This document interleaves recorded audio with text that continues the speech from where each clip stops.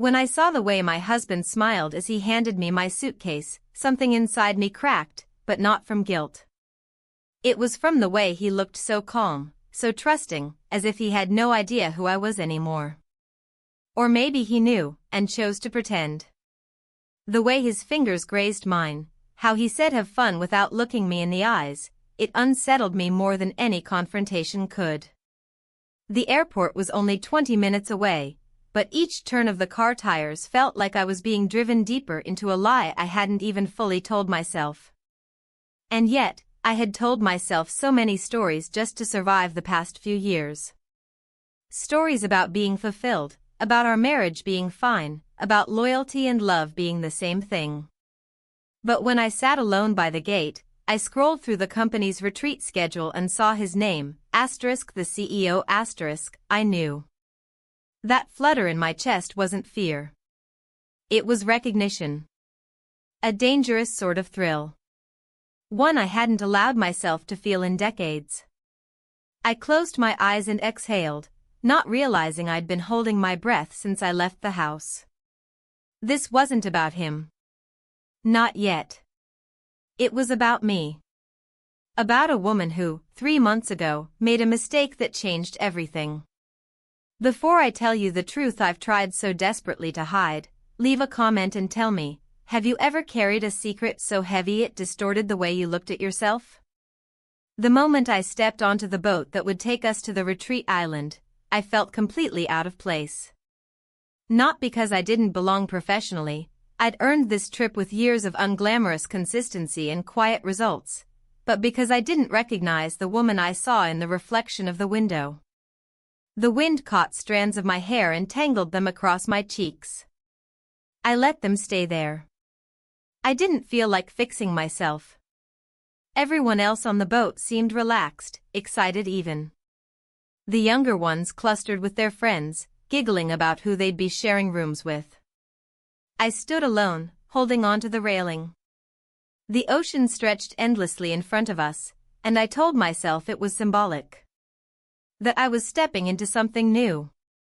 Maybe even something honest. He boarded last. The CEO. I didn't expect him to come. I assumed this kind of thing would be beneath someone of his level. But there he was, tan, deliberate, and dressed like he didn't care that everyone was watching him. He greeted a few people casually, then walked to the edge of the boat and stood a few feet from me. He didn't say a word. Neither did I. It was a silence that pressed on my skin like sunlight. Warm. A little too intimate. Later, when we arrived at the island, everyone was ushered toward their rooms. I was surprised to find I'd been given a small standalone bungalow at the far edge of the property. You've earned this one, the assistant manager had said with a wink. I wasn't sure if it was meant as praise or a subtle dismissal. Either way, I welcomed the privacy. The room had tall glass doors facing the water. Inside, everything smelled like citrus and polished wood. I sat on the edge of the bed and stared out at the view. Somewhere behind me, I knew the others were clinking glasses, unpacking, laughing. I felt no desire to join them. My phone buzzed. A message from my husband, "Did you land okay?" I typed yes, then stared at the screen, wondering if I should add anything else. Miss you felt dishonest. Love you felt loaded. I sent nothing.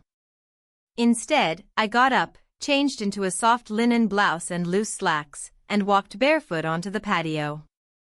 The sky had begun to blush into evening. The water shimmered gold. I let the breeze wrap around me and imagined it was the first honest embrace I'd felt in a long time. The welcome dinner was set on the sand, under strings of lights. I arrived late, deliberately. I didn't want to talk. I just wanted to observe. He was already there. Seated at the head of the table, laughing with someone from marketing, sipping wine like he had nowhere else to be. When our eyes met, it wasn't a greeting. It was a confirmation. As if we both understood something unspoken had already begun. He didn't make a move toward me, but I noticed how his gaze followed me. Not constantly. Just enough to make my pulse quicken each time. Just enough to make me aware of myself again. The way I moved. The way I crossed my legs. The way I held my fork. I sat beside a junior designer who talked endlessly about her boyfriend back home and how he just doesn't get her creative side. I smiled politely, nodded when appropriate, but my thoughts were elsewhere. When dessert was served, he stood to make a toast. His voice was smooth, practiced but sincere. He thanked us for our work, spoke about vision and growth. And then, unexpectedly, his eyes met mine as he said, and most importantly, thank you all for showing up. Not just here, but in your own lives. That's where the real work begins. I looked down, pretending to smooth my napkin, but his words burned into me. Thank you for showing up. I wasn't sure I had. Not in a long time. After dinner, I walked back alone. I didn't wait to see where he went. In the bungalow, I poured myself a glass of water and sat on the floor. The room felt too perfect. Too curated. It made me itch. I opened the suitcase and pulled out a folded photograph, one my husband had slipped in without telling me. It was us, from 10 years ago, standing in front of our first home. We looked exhausted, but happy. I stared at it for a long time, trying to remember what it felt like to be that version of myself. My phone buzzed again. This time, a message from an unknown number.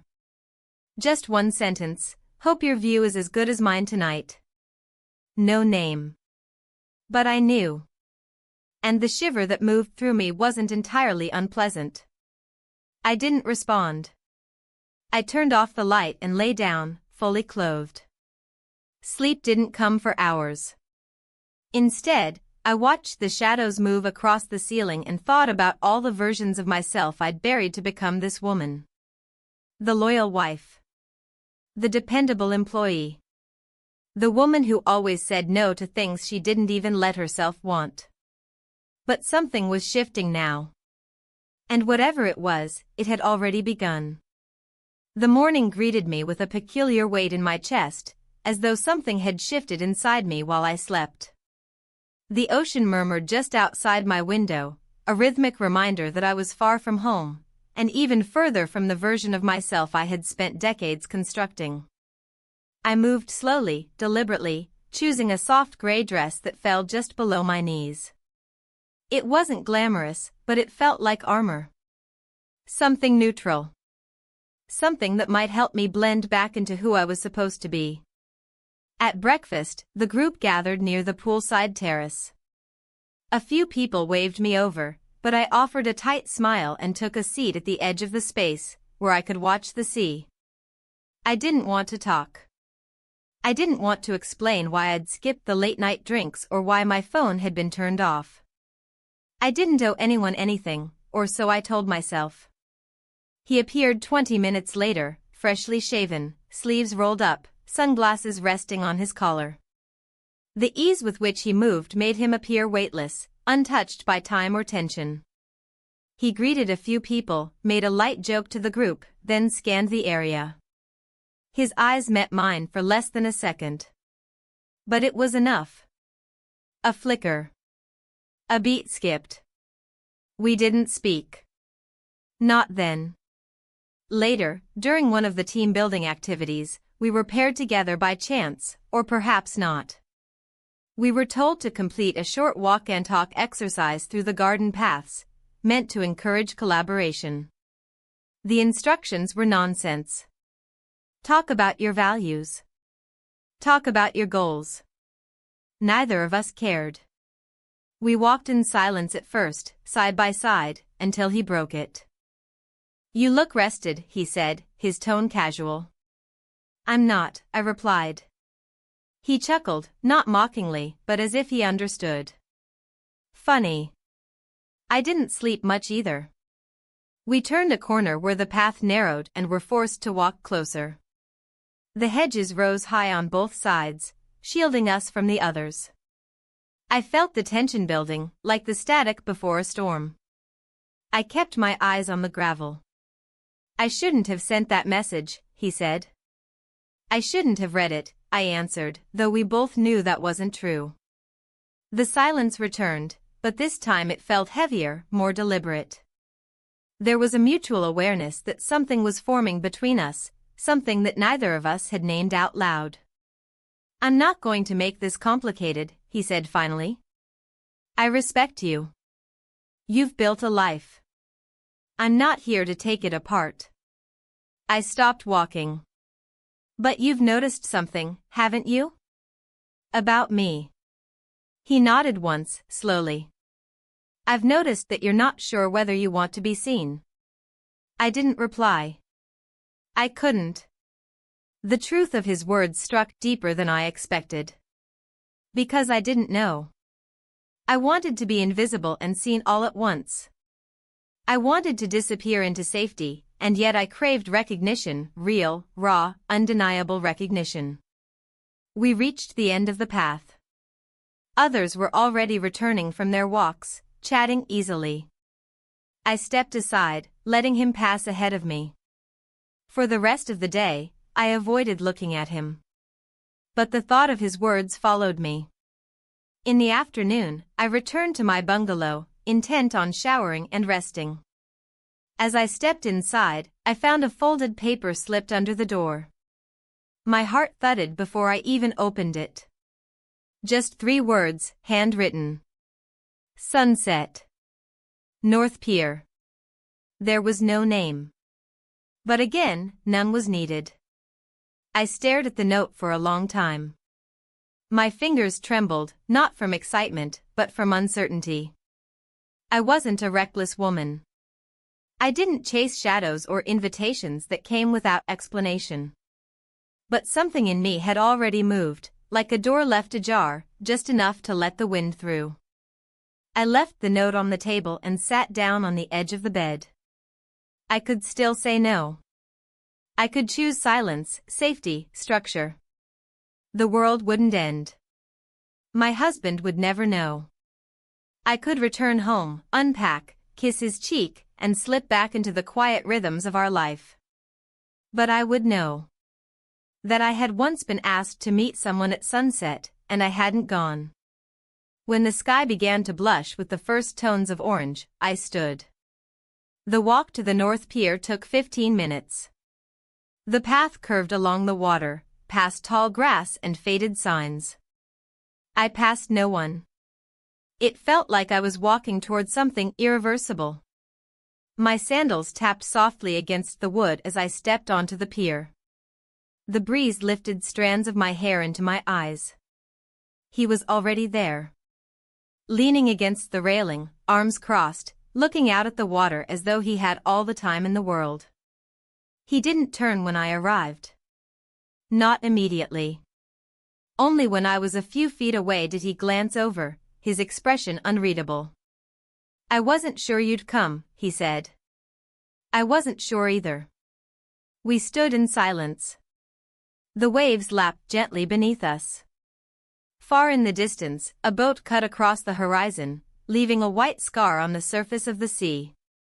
"I don't want to lie to you," I said finally. "I'm not unhappy in my life. But I feel like I'm vanishing inside of it." He didn't respond for a moment. "Then, you don't seem invisible to me." I turned my face away, the heat rising to my cheeks. "I don't want an affair," I said. "I don't want to be reckless." He stepped closer. "What do you want?" I opened my mouth, but no words came. "I don't know," I admitted. He reached for my hand, not grabbing, just offering. Slowly. His fingers brushed mine. I didn't move. We kissed. I pulled my hand back first, startled by my own reaction. It wasn't guilt. It was the realization that something had already shifted so far, so quickly, that I couldn't return to where I'd been even if I wanted to. "I should go," I whispered. He nodded. "Of course." But I didn't move.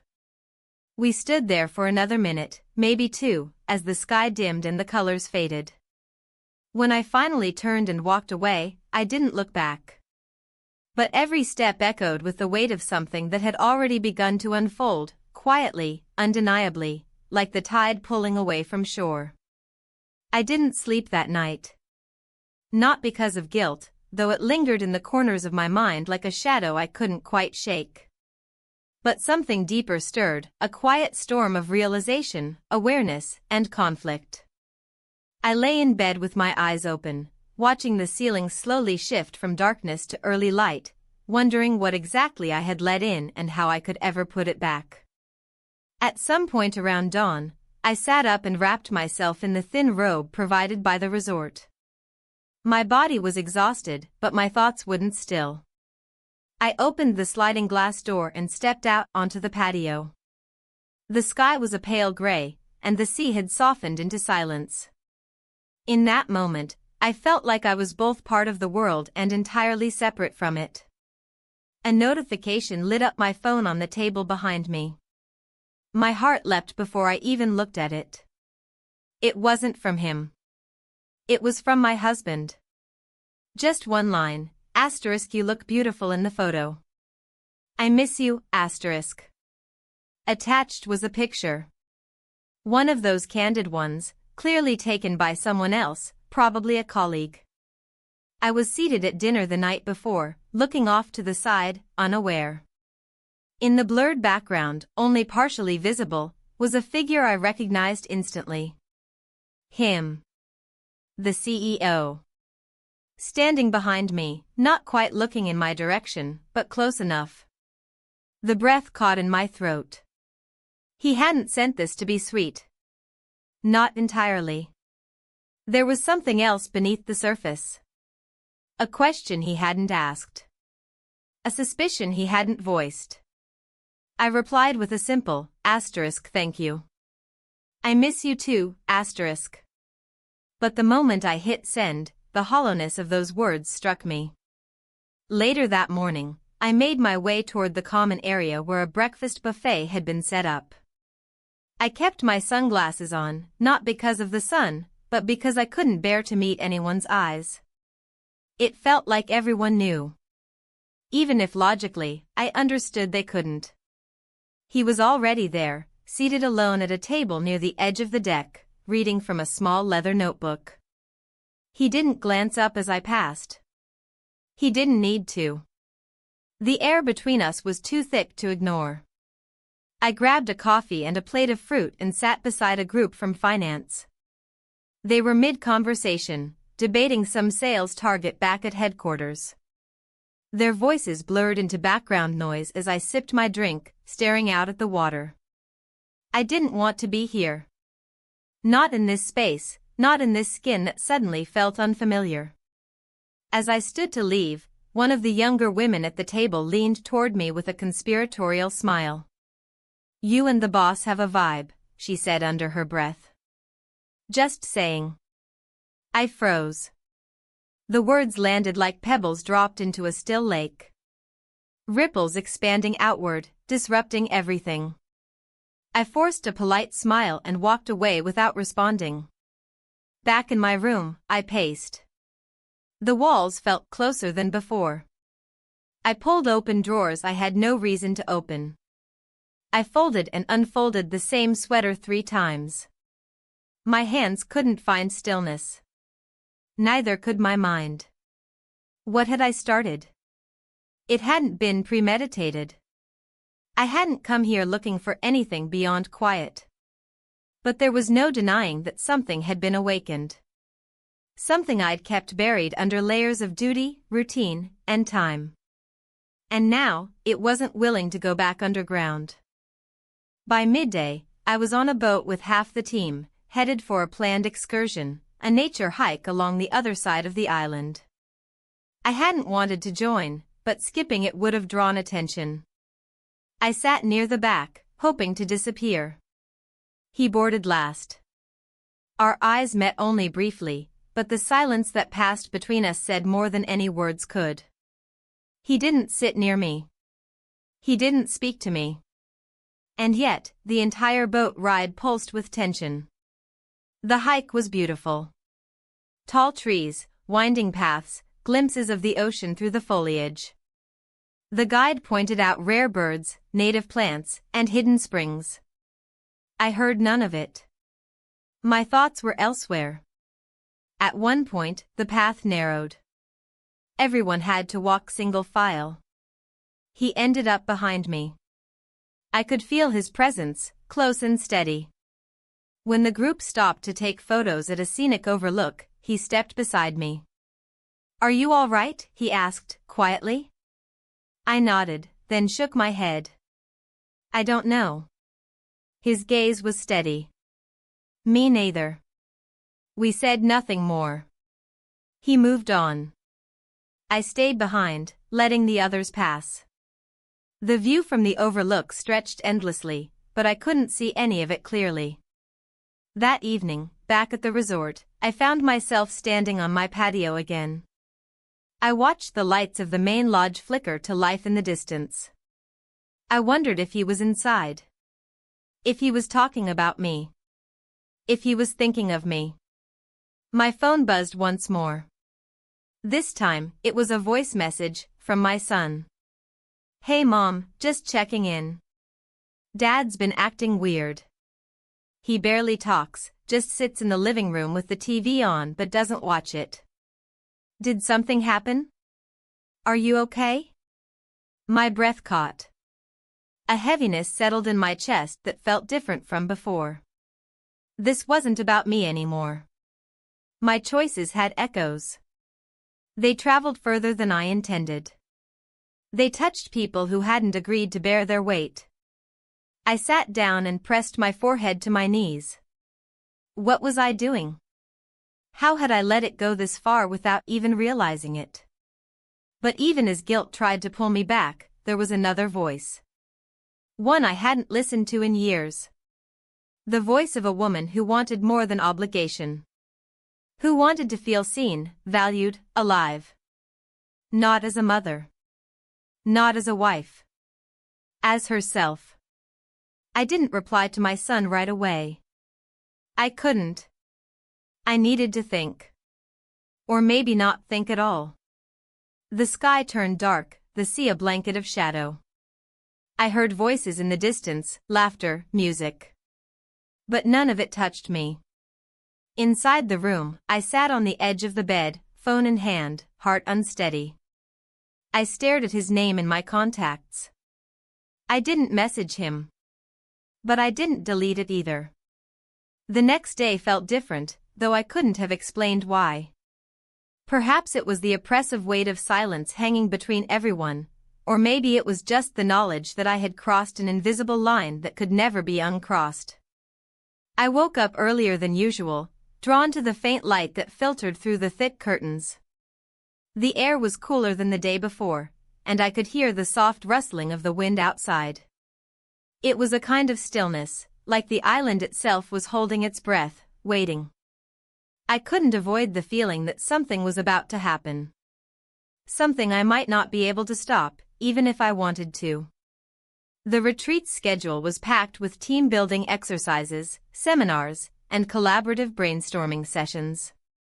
I wasn't interested in any of it. My mind wandered, too consumed with my own internal conflict to focus on anything else. Each hour passed in a blur. At lunch, I ate alone. My plate was filled with food I didn't taste, my thoughts too preoccupied with the feeling of his eyes on me from across the room. I caught a glimpse of him just as I stood to leave. He was sitting at the bar, talking with a few of the younger managers, but his gaze was firmly fixed on me. It wasn't obvious to anyone else, but I could feel it. Like an invisible thread pulling at me.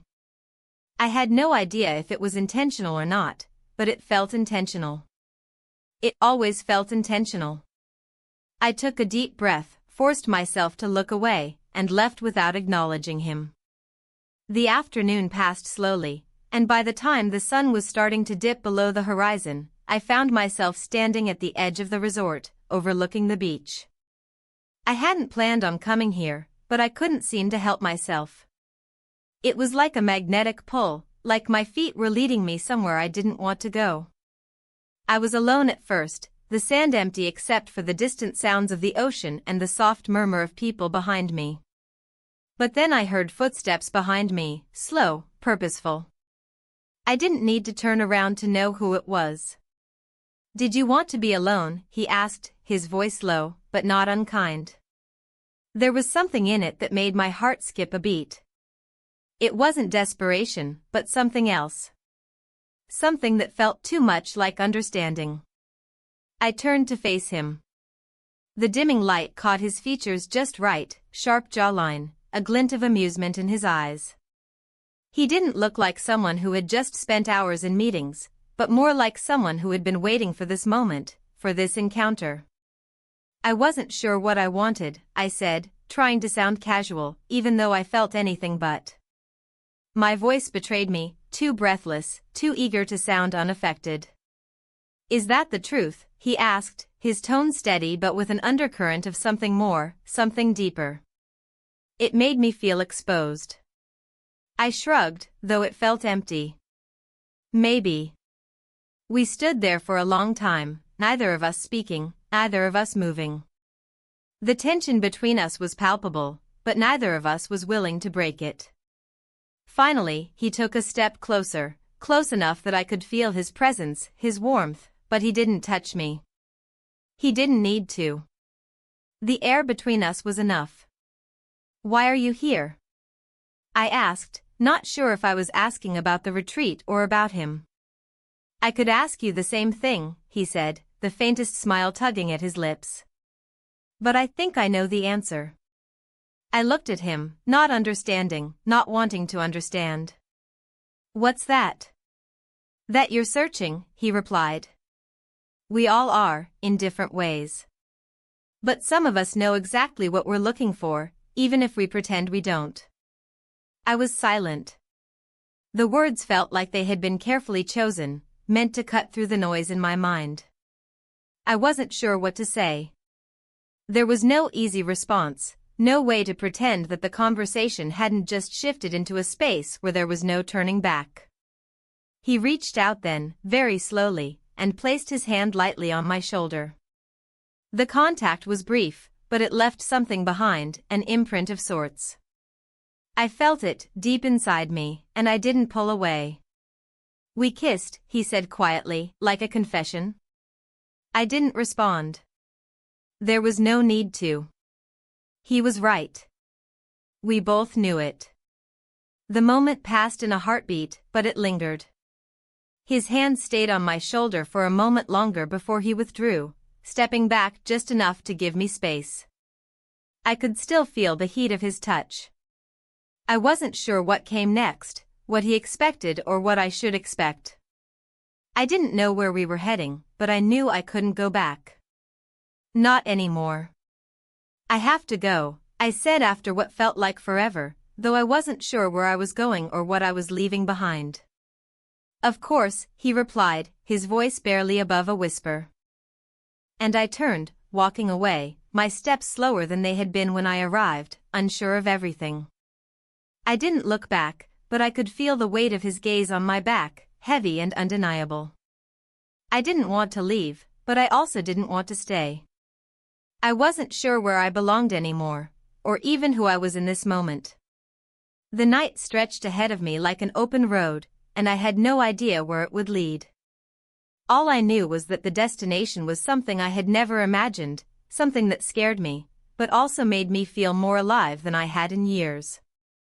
I walked back to my bungalow, the sound of my footsteps mixing with the waves crashing against the shore.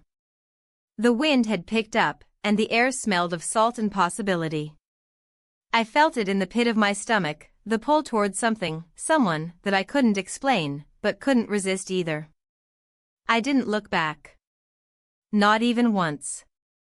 The day passed in a blur of activity, but I didn't truly see any of it.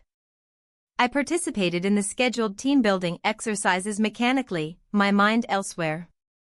I was present physically, but emotionally, I was drifting, tethered only by the weight of what had happened and the silence that now stretched between me and everything else. At lunch, I sat alone again. It wasn't intentional, not at first. I simply couldn't find the energy to join in the chatter, to pretend to be interested in the mundane concerns of my colleagues. They had no idea, of course. No idea about what had shifted beneath the surface, how the world had tilted on its axis for me the night before. They spoke about the next quarter's projections, about the food they'd eaten the night before, about their spouses and children, and I couldn't find the will to engage. It all felt so far away, so distant, as if I was watching a film that didn't quite reach me. I could feel his eyes on me from across the room, though. It wasn't obvious, not to anyone else, but I felt it. The weight of his attention, subtle but undeniable. And it did something to me. It unsettled me, made me hyper-aware of my own movements, my own body.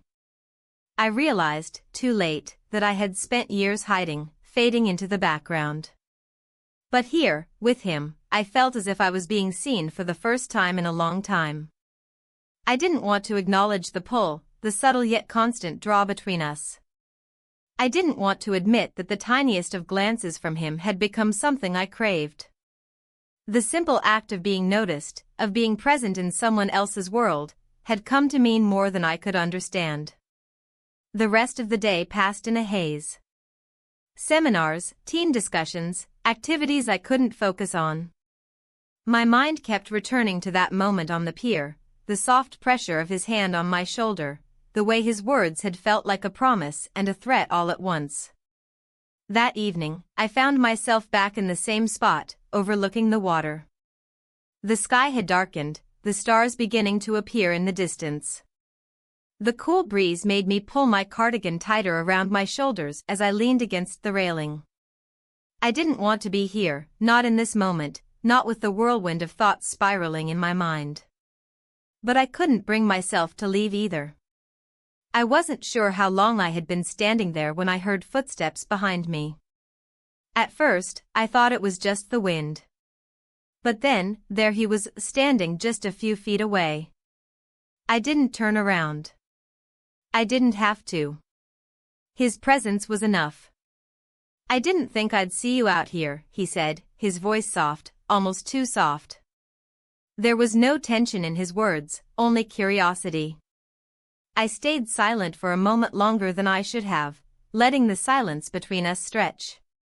It wasn't uncomfortable, but it felt significant. Heavy, in a way. "I didn't think I'd be here either," I finally said, my voice sounding smaller than I wanted it to. I wanted to sound confident, sure of myself, but that wasn't how I felt. He stepped closer, just enough to be within arm's reach but not too close. "It's funny," he said, "how we end up exactly where we need to be, even when we don't realize it." I turned to face him then. I couldn't help it.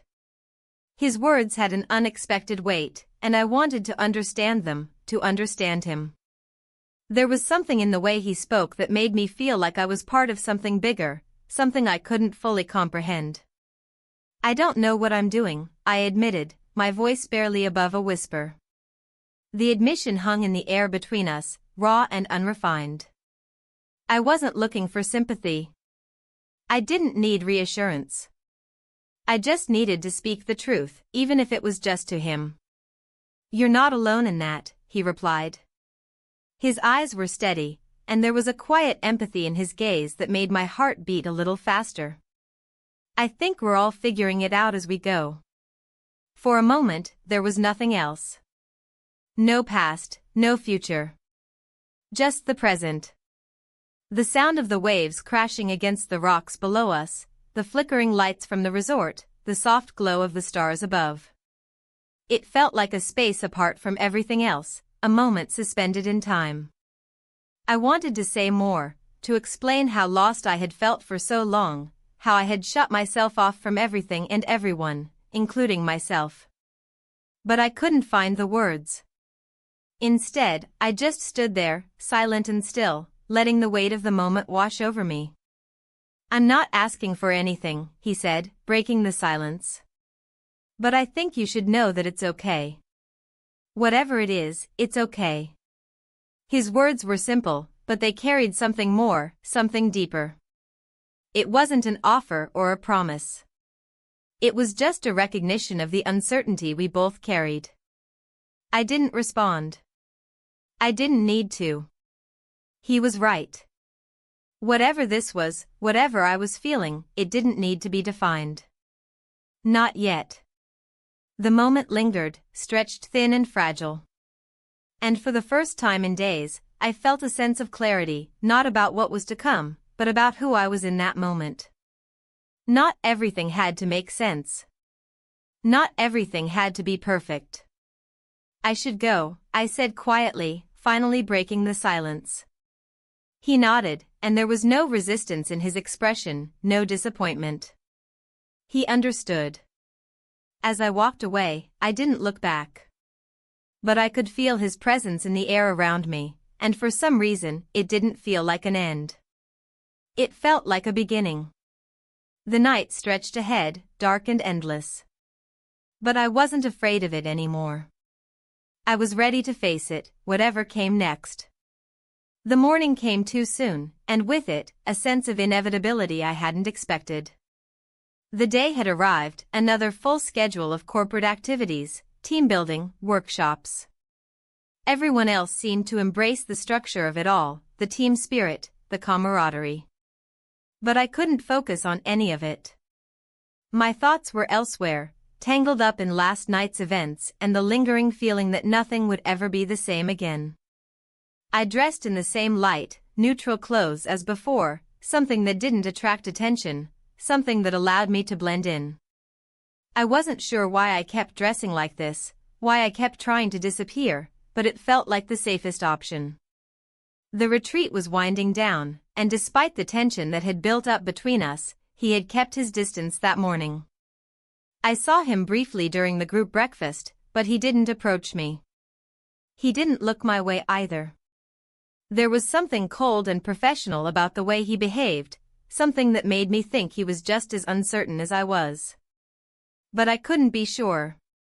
I was no longer sure about anything. I wandered through the schedule, attending meetings that didn't register in my mind, offering half-hearted responses to questions I didn't care about. I kept my gaze low, eyes scanning the floor, as if searching for something to hold on to. But there was nothing. Just the smooth, polished wood of the conference room and the hum of distant conversation. By mid-afternoon, I couldn't sit still any longer. The claustrophobia of the resort, the fake smiles and forced discussions, was beginning to get to me. I stood up suddenly, not caring if anyone noticed, and left the room without a word. Outside, the air was different. It wasn't as hot as it had been earlier, and the breeze coming off the ocean carried a coolness that felt like it had come from a different world entirely.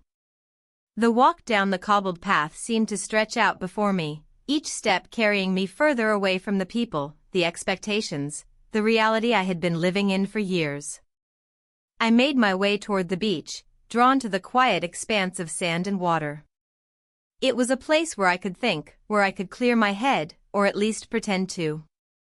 I hadn't noticed before, but there was something strangely comforting about the endlessness of the sea. It didn't judge.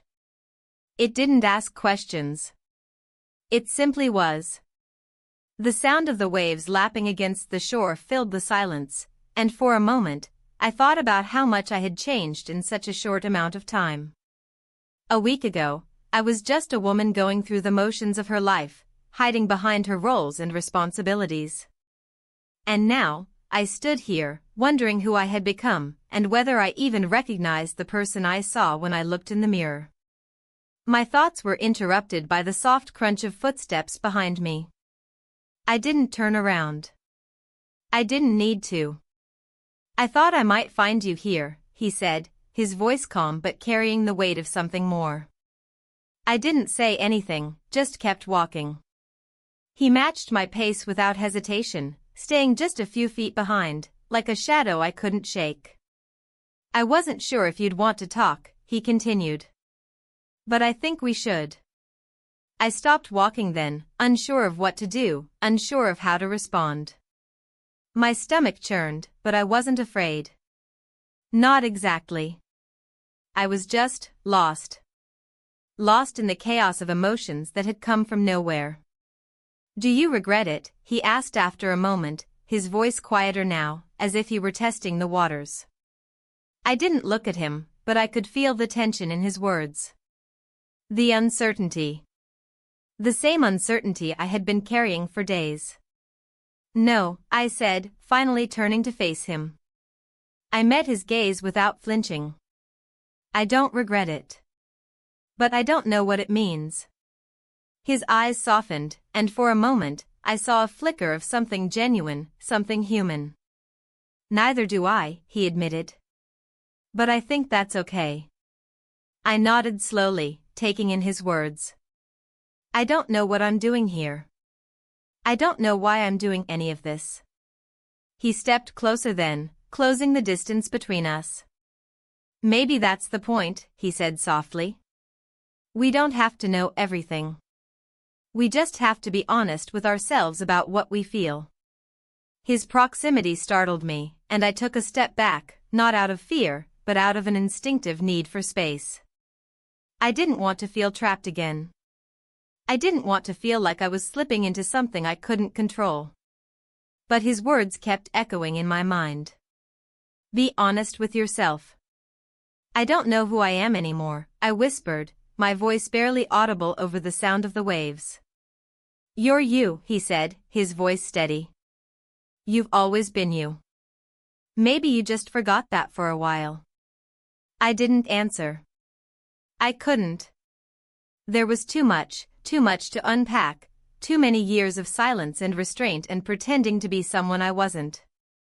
I had convinced myself I was happy, convinced myself that everything was fine, but it wasn't. And now, standing here, the weight of all those years was pressing on me, suffocating me. "I don't want to hurt anyone," I said, the words spilling out before I could stop them. He didn't look surprised. "You're not a bad person. You just need to be yourself. For the first time in a long time, you need to choose what makes you happy." I met his gaze again, feeling the intensity of the moment settle in between us. I knew what he was saying, but it felt like an impossible choice. A choice that had consequences I wasn't ready to face. "I don't know if I can," I said quietly. "You don't have to make any decisions now," he replied. "You just need to keep going. Just take one step at a time." I nodded, not sure if I believed him. But something in me, a small part, wanted to. Wanted to believe that it wasn't too late to start over, to reclaim a piece of myself I thought I had lost. "I'm not asking for anything," he said again, his voice gentle. "I'm just here. Whenever you're ready." The words lingered in the air, heavy with meaning. And as I stood there, facing him, I realized that maybe that was enough, for now. Just knowing that someone saw me, that someone understood the struggle I was carrying, was enough. Without saying another word, I turned and walked back toward the resort, my steps slower than before, but with a new sense of clarity. I didn't know where this journey was taking me, but for the first time, I wasn't afraid of the uncertainty. I was ready to face it, one step at a time. The last day of the retreat arrived quietly, as though the island itself had somehow sensed the unease that hung in the air. The sky had darkened overnight, the air heavy with humidity, as if even the weather had become a reflection of my own inner turmoil. The final group breakfast was an obligatory affair, platters of fruit, scrambled eggs, and half-hearted conversation. People talked about flights, their plans for the evening, and where they would go once the retreat ended. But I didn't hear them. I was too caught in the rhythm of my own thoughts, my mind swirling back to everything that had happened over the past few days. The events from last night were still fresh, the conversations, the words exchanged, his words still echoed in my mind. I had left him at the pier with nothing more than a promise. A promise of time, of space, but a promise nonetheless. I caught sight of him across the room, deep in conversation with someone from the marketing department. For a split second, our eyes met. It was fleeting, barely noticeable, but it was enough. The weight of his gaze felt like a question, one I couldn't answer. It wasn't a question that could be asked aloud, but it was a question all the same. What happens now? I quickly looked away, swallowing the knot in my throat. The question lingered, unspoken. The retreat's schedule continued, and like the others, I found myself going through the motions. The final seminar on leadership strategies was nothing more than a blur. I barely registered the content of the discussion, distracted by the growing tension inside me. I wondered if I was the only one who felt it, this sense of something unresolved, unfinished. A sense of something just beyond reach. As the day wore on, I found myself walking through the resort's lush gardens. The paths were lined with tall palm trees and exotic plants, but my attention was elsewhere. I couldn't focus on the beauty of the surroundings. I couldn't shake the thoughts that kept flooding my mind, the swirl of confusion and longing that had taken root in me. The image of him standing at the pier, the softness in his voice, the way his words had seemed to open something inside me that had been closed off for so long, it was all too much. Too much to ignore. Too much to keep pretending wasn't there. As I passed by a small alcove near the edge of the garden, I saw him again. He was leaning against the stone wall, staring out at the horizon. His posture was relaxed, but there was something about the way he stood, the way his shoulders were slightly hunched, as if he were lost in thought. I stopped in my tracks, unsure of what to do. I could feel my heart beating faster, the pull between us stronger than ever. But this wasn't the time. This wasn't the place. But I couldn't leave. Not now. Not with everything hanging in the air. He turned, almost as if he had sensed me there. His eyes met mine, and for a moment, neither of us moved. It wasn't the usual greeting or casual acknowledgement. It was something deeper, something that spoke of everything we hadn't said. "I didn't expect to see you here," he said, his voice calm but laced with something I couldn't quite place. "I didn't expect to be here," I replied honestly. "I thought I was done." His gaze softened, but there was a hint of a smile on his lips. "I think we're both still figuring that out." "I don't know what to do," I admitted, the words escaping before I could stop them. "I don't know what any of this means." He took a step closer, and for the first time in days, I didn't step back. I didn't want to. "You don't have to figure it out all at once," he said quietly. "It's okay to not know." I closed my eyes, taking in the depth of his words. The simplicity of them, and yet how complicated they felt. It was as though he was offering me something I hadn't even realized I needed, a kind of permission. Permission to feel lost, to not have all the answers. I took a deep breath. But I can't keep pretending. I can't go back to where I was before. He nodded, a subtle understanding passing between us. "You don't have to," he said. "You don't have to go back at all. But you do have to make a choice. A real one. For yourself." The words hung in the air between us, suspended in the charged silence. It wasn't about making a decision right now, not exactly. It was about acknowledging that I had already made one in my heart, whether I admitted it to myself or not. "I don't know how to choose," I whispered. "You don't have to know," he replied. "Just take one step. Just start." It was the simplest thing I had heard in days, and yet it felt like a revelation. I didn't have to have it all figured out. I didn't have to know where it was all leading.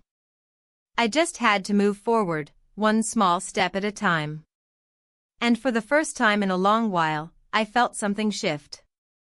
A sense of clarity, a sense of peace. We stood there for a moment longer, neither of us speaking, the quiet hum of the resort's activities fading into the background. The breeze swept through the trees, rustling the leaves, and I felt a sense of calm wash over me. It wasn't about the future. It wasn't about the choices that lay ahead. It was about the here and now, the simple, fragile moment we were sharing.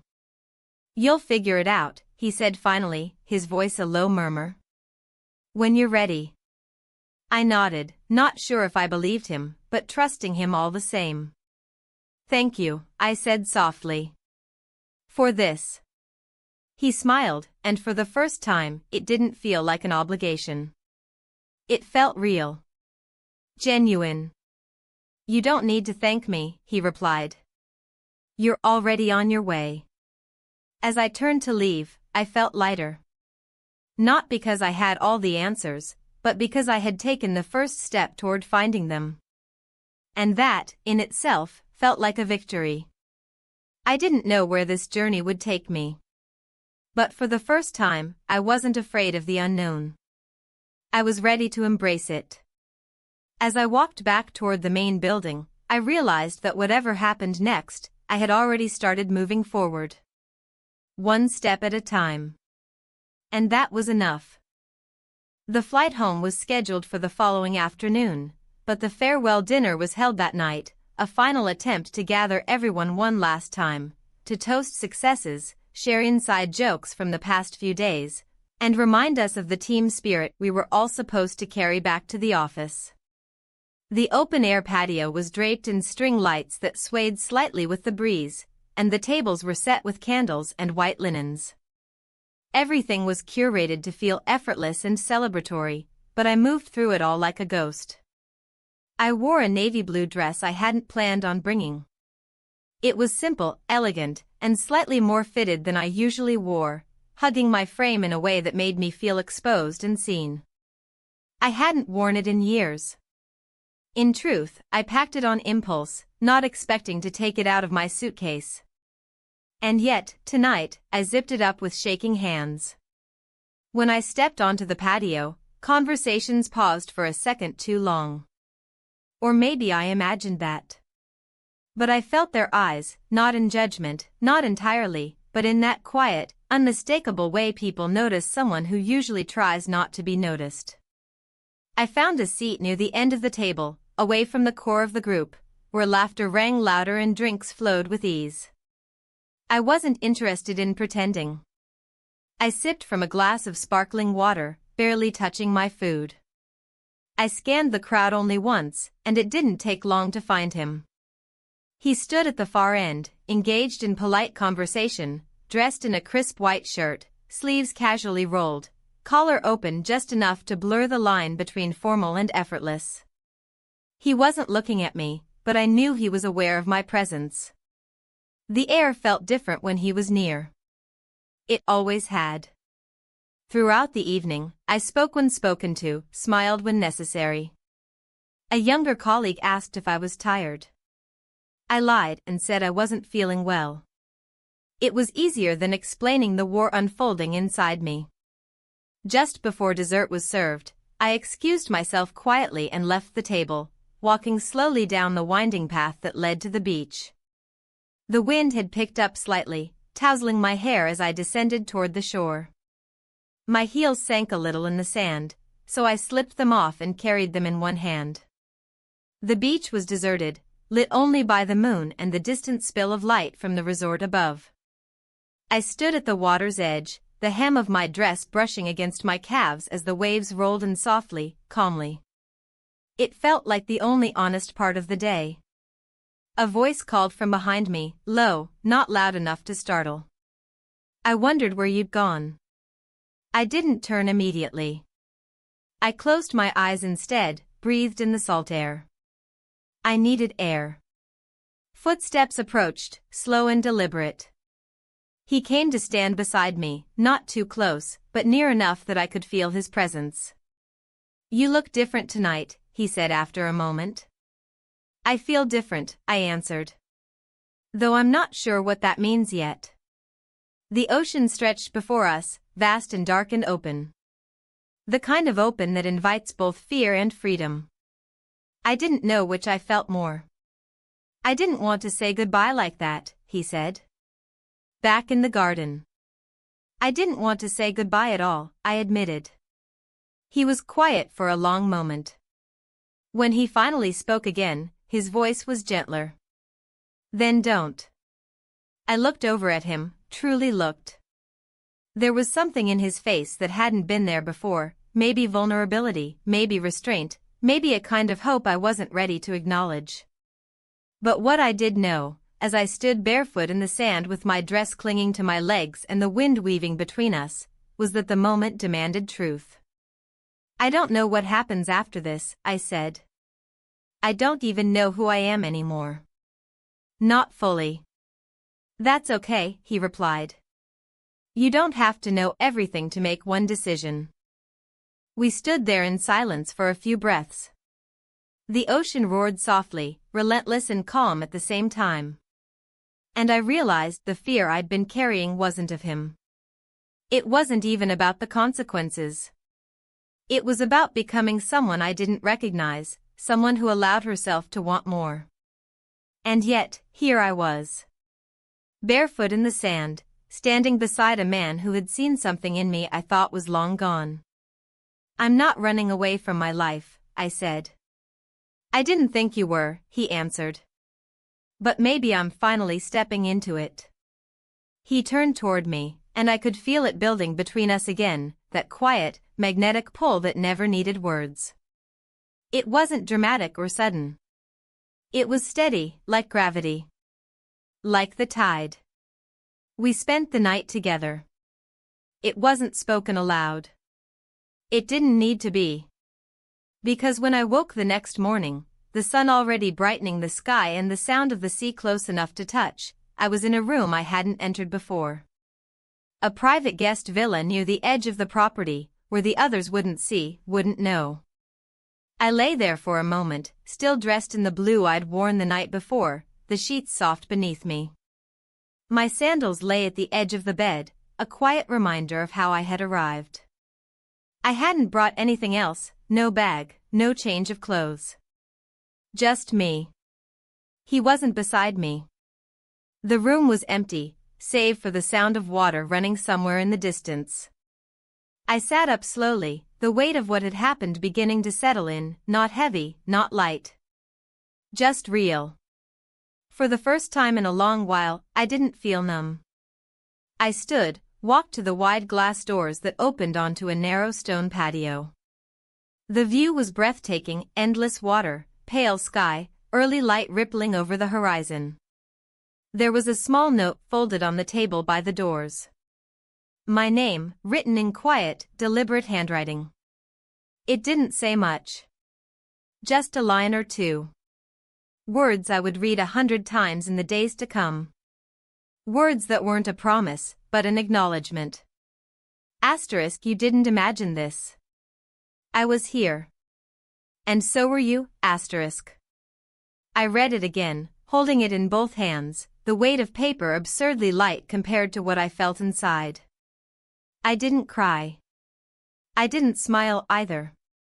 I just stood there, letting it all exist, without judgment, without excuse. Just truth. Just me. I had left my phone on the small nightstand when I woke up, the screen still glowing faintly from the notifications that I hadn't yet checked. I didn't want to face them, not yet. Not when everything was still raw, when everything still felt like it could break apart with the smallest mistake. The silence of the room was soothing, like a blanket that wrapped itself around me, but it was also stifling. The air felt thicker, heavier than it had been the day before. I didn't know what to do, what the next step was. The day had stretched on, and I had no answers. No way of knowing where any of this was leading. I picked up my phone reluctantly, the soft buzz of incoming messages vibrating in my hand. The first was from my husband. Asterisk, how was the last day? You look beautiful in the photos, but I miss you.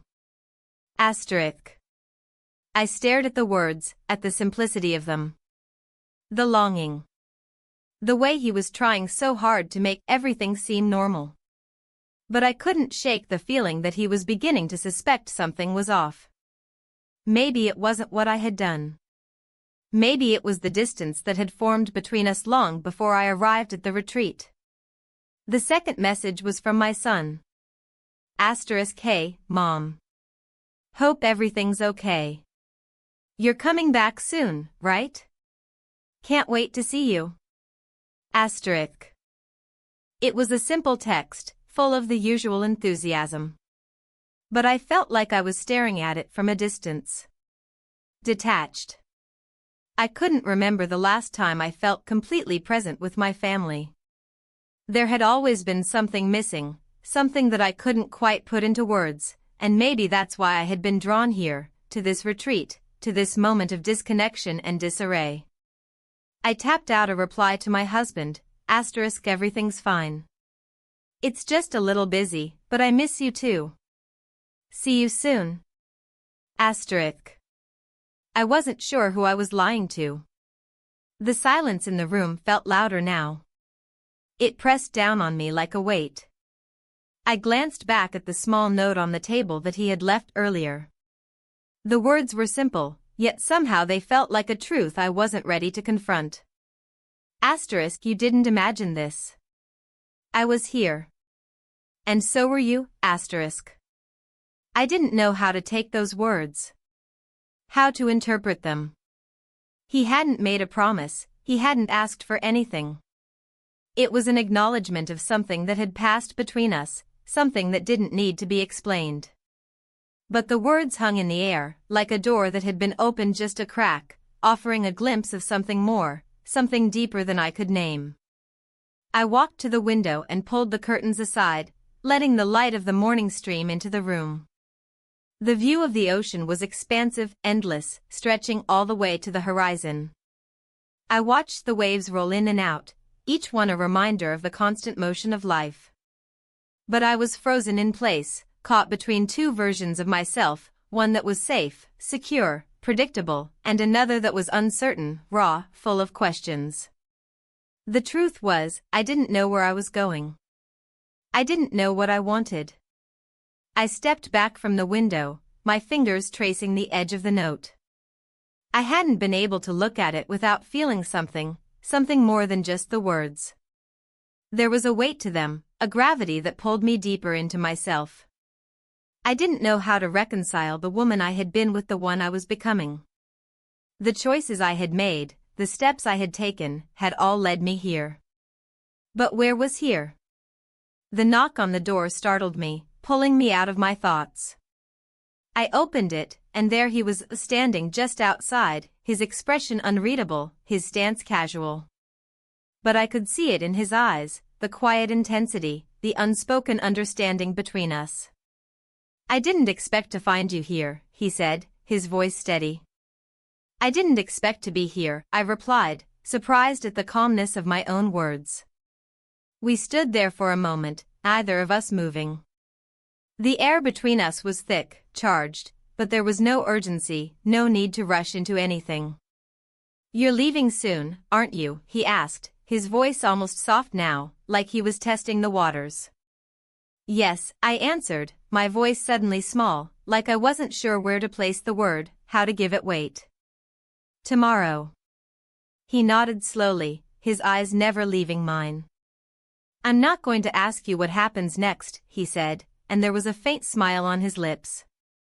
But I think we both know it's not the end. I didn't answer. What was there to say? He was right. It wasn't the end. It couldn't be. I'm not looking for anything from you, he said, his voice quieter now, almost as if he were reassuring himself. I just wanted you to know that. In case you weren't sure. I looked at him, seeing him in a way I hadn't before, fully, honestly. It wasn't about the moments we had shared, or the things that had passed between us. It was about the rawness of what we were both going through. The uncertainty. The fear. The willingness to face it head-on, even when it was uncomfortable, even when it didn't make sense. You've already given me more than I expected, I said softly. He raised an eyebrow, the faintest trace of humor tugging at the corner of his mouth. More than you expected? I nodded. Yes. More than I've allowed myself to expect. We stood there for a few more moments, the silence filling the space between us. The air outside had grown warmer, the sunlight now bathing the room in a soft golden hue.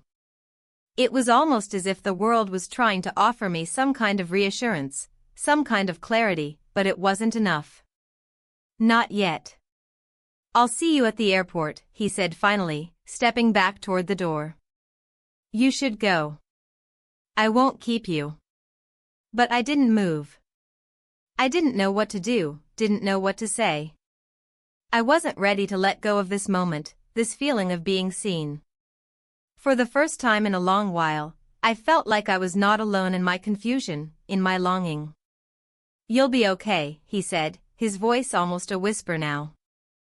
I nodded, though I wasn't sure if I believed it. He left then, and I stood in the doorway, listening to his footsteps fade down the hall. The silence that followed felt different, softer, but still full of questions, of unknowns. I wasn't sure what the next step was. I wasn't sure if there even was a next step. But for the first time in days, I felt something like peace. I turned back into the room, closed the door behind me, and sat down on the bed. I didn't know what to do with the space he had left behind, empty and full all at once. But I knew one thing for certain, I wasn't afraid of it anymore. The choices would come. The answers would come. But for now, this moment was enough. I was enough. The flight home was uneventful. I barely noticed the time passing as the plane ascended into the clouds, leaving behind the island that had been both a refuge and a battleground for my emotions. My mind drifted between the weight of the past week and the heavier question of what awaited me once I stepped back into my life. The hours spent on the plane were strangely isolating, and I found myself grateful for the solitude. I couldn't stop replaying everything that had happened, from the first day I stepped onto the island to the last conversation I'd shared. He had been right about one thing, everything had been different since that first moment, and it wasn't going to go back to how it was. I thought about the note he had left, the one I had read over and over. I thought about the quiet moments we shared, the way he'd seen me in a way no one had in years. It wasn't just the words he had spoken, it was the space he gave me to breathe, to acknowledge the parts of myself I'd buried for so long. I wasn't sure what all of it meant, but it had shifted something in me. But now I was returning to the life I had left behind. The life I had tried to escape for only a few days. When the plane touched down, I was filled with an overwhelming sense of dread. I could see the airport in front of me through the small window, the familiar surroundings.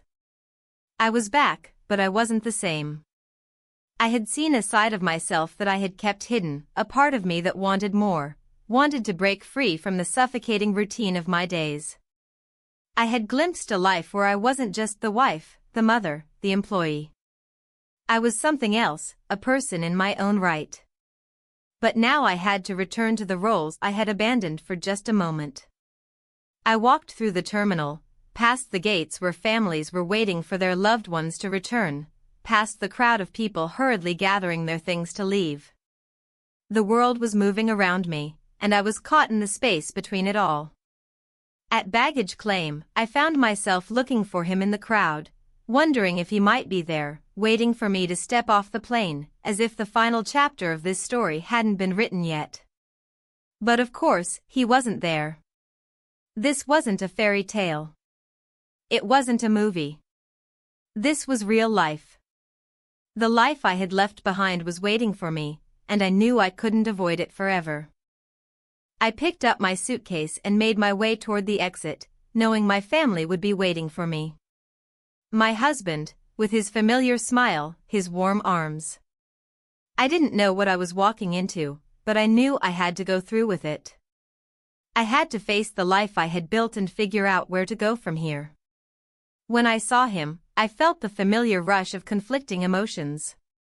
Part of me wanted to fall into his arms, to embrace the life we had together, to pretend that nothing had changed. But another part of me, the part that had seen something else, something more, was afraid. Afraid of how I felt about him, how I felt about everything. "Welcome back," he said, pulling me into an embrace. His voice was warm, but I could hear the faint note of concern beneath it. He knew I had been distant before the retreat. He didn't know exactly why, but he felt it. "Thanks," I said softly, returning the hug. But it didn't feel the same. It wasn't the comforting embrace it used to be. As we drove home, the familiar streets passed by, each one a reminder of the life I had once known. The house. The neighborhood. Everything was the same, but I wasn't.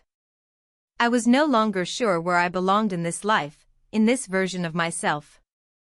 I had tasted something different, something that couldn't be undone.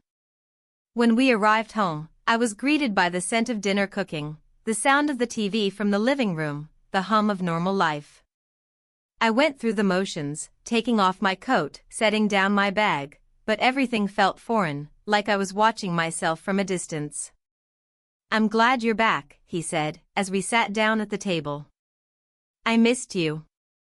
"I missed you too," I replied, but it felt hollow. I knew he didn't mean the same thing I meant. He didn't know what I was carrying, what had shifted within me. He didn't know the weight of what had happened, of what I had seen in myself. The evening passed like it always did. We ate dinner. We talked about mundane things, what had happened at work, what the weather was like. But I felt disconnected. I wasn't pretending. I wasn't lying. But I wasn't fully present either. My mind kept wandering back to the island, to the words he had said, to the space between us that had felt so different. When it was time for bed, I kissed him goodnight, but it didn't feel the same. I didn't know what I wanted anymore. I didn't know what I needed. The next morning, I woke up early, unable to sleep. The house was still. The silence felt loud. I got up and walked downstairs, not sure what I was hoping to find. I went into the kitchen and poured myself a cup of coffee, watching the steam rise from the mug. I stood there for a long time, staring out the window at the quiet street outside, trying to figure out what to do next. What was I supposed to do with this new part of myself? The part that wanted more. The part that didn't want to stay hidden anymore. The phone buzzed in my pocket. I pulled it out and saw the message. It was from him. Asterisk, "I hope you made it home safely. I just wanted to say that I'm glad we met, even if it was only for a short time. Take care of yourself. Asterisk." I read the message twice, trying to make sense of it. He wasn't asking for anything. He wasn't demanding anything. But it still felt like something important. Something I couldn't just ignore. I set the phone down and ran my fingers through my hair, still unsure of what to do with it all. The confusion, the longing, the pull towards something that felt both dangerous and freeing. For the first time in a long time, I felt like I was standing at a crossroads. I didn't know which path to take. I didn't know if I should follow the road I had always known or if I should step into something new. Something uncertain. But what I did know was that I couldn't stay stuck. I couldn't keep pretending that everything was fine when it wasn't. I closed my eyes and took a deep breath, letting the weight of the decision settle inside me. Whatever came next, I would face it head on. I didn't have all the answers. But I knew one thing for sure, I was finally ready to start asking the right questions.